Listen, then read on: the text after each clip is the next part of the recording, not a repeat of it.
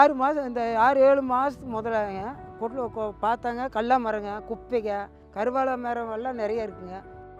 விவசாயிகளுக்கு தண்ணி ஊறினா தானே விவசாயம் பண்ணுவாங்க. மிஞ்சியால் இத்தனை ஆளும் கிடையாது, சரியான ஆழமாக இருந்தப்போ.